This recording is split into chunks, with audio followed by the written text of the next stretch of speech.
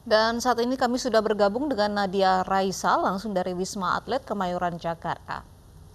Nadia, sejauh ini fasilitas apa saja di Wisma Atlet yang masih diperbaiki? Ya, Syafa dan juga Uci, hingga saat ini persiapan di Rumah Sakit Darurat COVID-19 di Wisma Atlet Kemayoran ini sudah mencapai 80% karena memang ditargetkan rampung pada hari ini karena dijadwalkan akan dapat dibuka besok dan sudah mulai beroperasi. Untuk di Tower 7 sendiri, tempat saya berada, pengerjaan masih terus dilakukan, yaitu pengecatan di area dalam dan juga di area luar, lalu juga dilakukan pembersihan di halaman depan. Selain itu juga untuk alat-alat medis sudah dimasukkan ke dalam, lalu untuk kursi, meja, tempat tidur dan lain-lainnya juga sudah mulai dibawa masuk ke dalam. Selain itu juga terdapat 2 unit ambulans yang terparkir di depan Tower 7 ini, dan juga masih dilakukan berbagai persiapan lainnya. Untuk Tower 7 sendiri, lantai 1-nya akan dijadikan sebagai instalasi gawat darurat, lalu lantai 2-nya sebagai intensive care unit, lantai 3 sebagai ruang pemulihan, dan lantai 4-nya sebagai ruang inap pasien. Untuk lantai 4 sendiri dapat menampung hingga 2.458 pasien yang terdiri dari 886 unit kamar.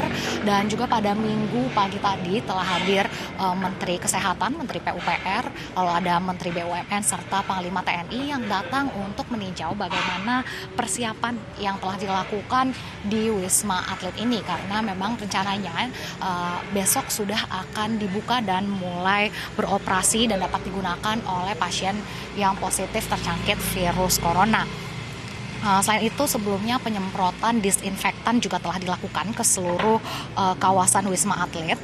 Lalu juga pengadaan perawatan medis telah disiapkan, serta untuk penjagaan baik dari TNI dan juga Polri telah disiagakan di pintu masuk Tower 1 dan juga di pintu masuk Tower 7 tempat saya berada ini. Untuk tenaga medis yang dipekerjakan ada 386 orang dan juga ada bantuan dari 3.000 relawan.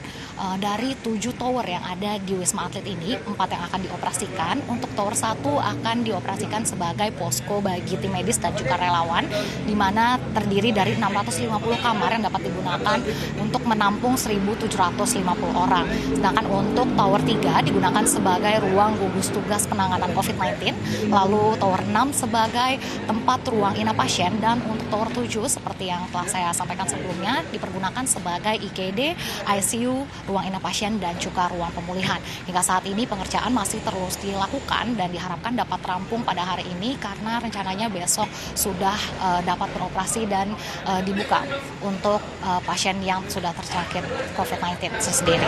Ya, Uci dan juga Syafa. Baik, terima kasih Nadia Raisa melaporkan langsung dari Kemayoran, Jakarta.